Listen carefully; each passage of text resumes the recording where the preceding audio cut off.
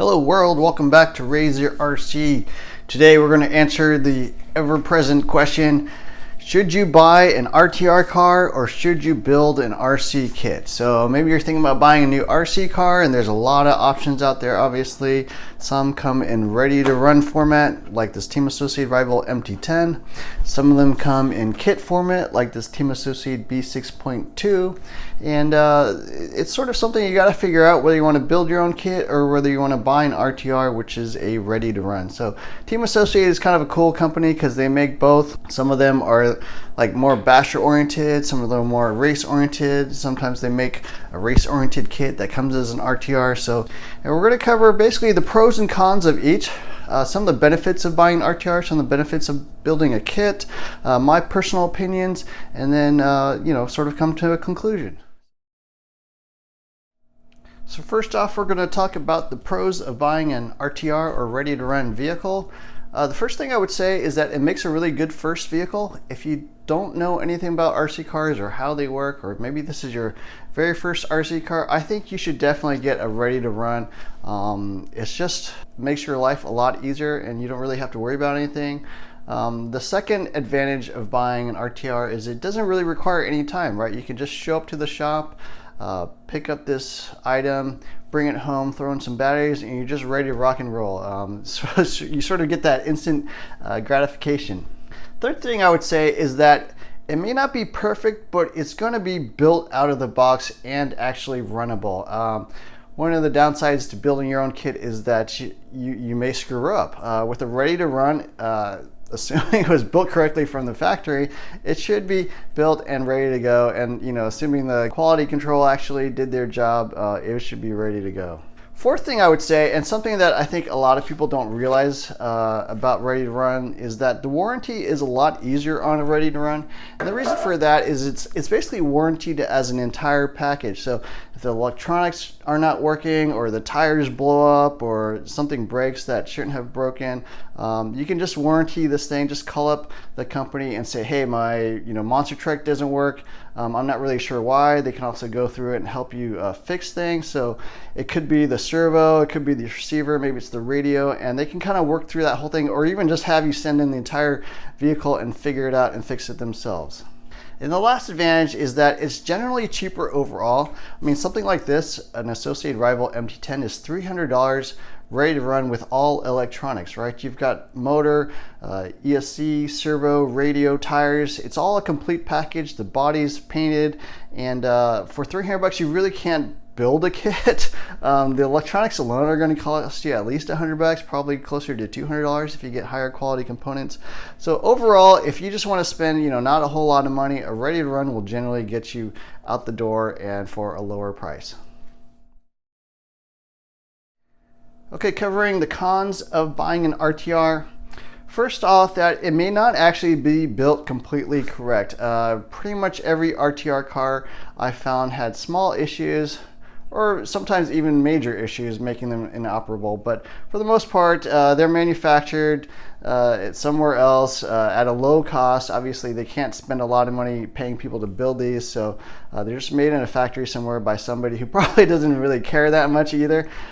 So usually there's a couple little minor things. Maybe the wheel nuts are a little loose, or your camber links are set wrong, or whatever. Nothing usually that big of a deal, but a lot of people call them ready to run RTRs, and some people call them ready to reassemble. Second thing that's a downside of buying an RTR is that it usually has pretty cheap electronics. The motor and ECU are usually actually pretty decent, but the radio is usually really, really cheap. The servos are usually really slow, maybe low torque, maybe even plastic geared, and one of the best upgrades you can usually make is to change out the servo. They usually just put in the bare minimum to get this thing to run, although the motor and ECU are actually usually pretty good, but you'll want to change generally the radio and servo. Number 3 on the cons is that there's no customization at all, right? It comes as a complete box. You get one particular body with one particular paint scheme. You can't put in your own electronics. It's all just already reassembled for you as a one package, and it's not like made to order or anything. So out of the box, there's no customization. Number 4 is that it can be difficult to figure out how to fix. I mentioned one of the pros is that it makes a really good first vehicle because you don't really have to know how an RC car works. But on the downsides, you really don't know how this car is assembled or really how it works. How do you get to the diffs? How do you maintain it? What are the diff oils being used or whatever? So since you didn't put it together yourself, obviously you're not going to really know how it's put together. You're going to have to look at diagrams or manuals or whatever. And the last con is that usually the manual is not particularly good. It usually just kind of has a parts diagram, maybe some startup information on how to turn on the radio or plug in the battery or whatever, but it's not usually a fully detailed manual that kind of breaks down all the individual pieces and steps. So the manual is usually not that good. Okay, moving on to the kits. Let's talk about the pros of buying an RC kit and putting it together yourself. First of all, you get to know the entire kit through and through. You put it together step by step. You're intimately knowledgeable on how everything fits together, how to take things apart. And so your understanding of the vehicle is generally going to be much, much higher. Second thing is it usually has higher quality parts. So things like shocks, turnbuckles, even the plastics are generally higher quality than the ready-to-run versions or ready-to-run vehicles. Since you're spending more on just a kit, they usually try to put in nicer pieces overall. Number 3 is that you can make sure it's put together correctly. So as I mentioned with RTRs, a lot of times or almost all the time, there's just little things that are going to be not quite assembled correctly.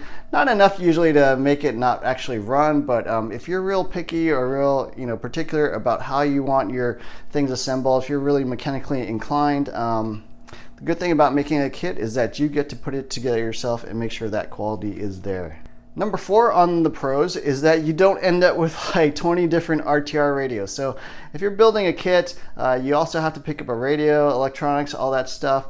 And so you're usually just going to buy one radio, hopefully that has multi-model memory, and then you can run all your kits off of that one radio, and you don't have like 20 different radios with 20 different receivers and needing batteries for all of them. It just saves a lot of space and just an easier way to run overall. And the last advantage I think of building a kit is that it's really fun, right? Part of the RC hobby is putting things together, fixing things, and if you're mechanically inclined at all, it's really fun actually to build an RC kit and put things together. It's something you can do with your family. You can do sort of in your spare time. So putting together a kit is fun.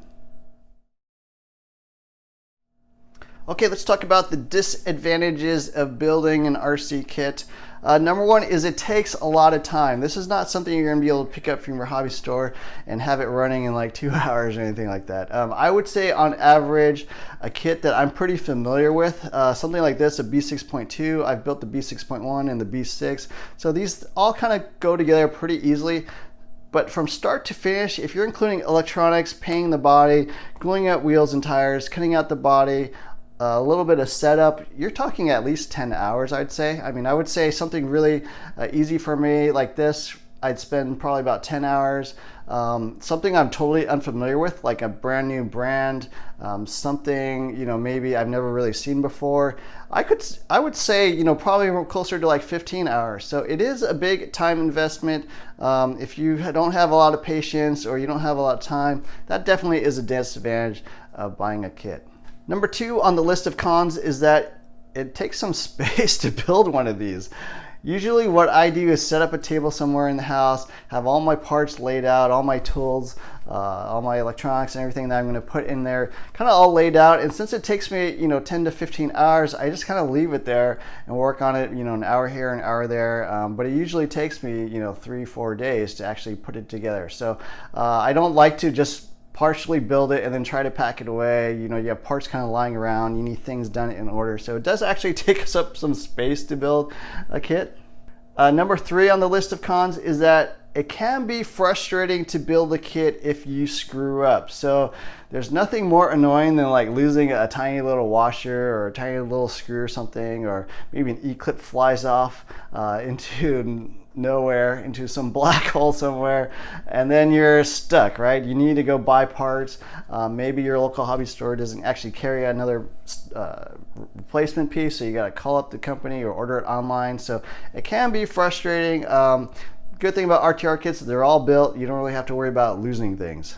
Number 4 on the list is that sometimes things are actually manufactured wrong. Just like an RTR kit, sometimes they're put together wrong. Sometimes the pieces just don't fit right, or maybe they have a machining error. That's actually not that uncommon, especially on a brand new release. So I buy a lot of brand new kits that just come on the market. I'm like usually one of the first people to pick something up. And usually those first run of vehicles, they have some issues. You're going to end up like filing some pieces or trimming some pieces, or sometimes even drilling out pieces. So it can be annoying, and don't just assume that just because you bought a kit, it should all go together correctly. The last con of buying a kit is that it requires more advanced knowledge, and that kind of goes back to why I think RTRs make really good first vehicles. Knowing how to set up a slipper, knowing how, what shock fluids to run, knowing how your turnbuckle should look, or even what angles things should be at, can be a little bit daunting at first. Gluing up tires, you need some soldering skills, so it definitely requires more experience, more skills than just buying an RTR. All an RTR requires is having a credit card, whereas with a kit you do have to have some actual mechanical and even sort of electrical skills to put this thing together. The other thing I would say is that it's generally the bashers that come as RTRs. They don't generally make kits. A few do, and it's generally the race vehicles that always come as kits. It's rare to find an RTR race vehicle, although Team Associate, for example, does make some, but they do tend to not be quite as good, or older models. Kind of the interesting area is that crawlers tend to have both. So they both tend to have kind of a kit that the hardcore guys that want specific components on their vehicle are going to pick up, and then there are guys that really just want an RTR crawler, and then they don't really want to put it together themselves. So that is kind of interesting. So anyways, that's it. My thoughts on the RTR versus kits. Let me know what you think. Do you prefer RTRs? Do you only buy kits and think RTRs are junk? I think there's pros and cons to each, and it kind of depends a lot on your experience level. Let me know what you think. Throw down a comment below. Definitely like, share, subscribe, hit the notifications button. Look for more videos soon. Thanks for watching.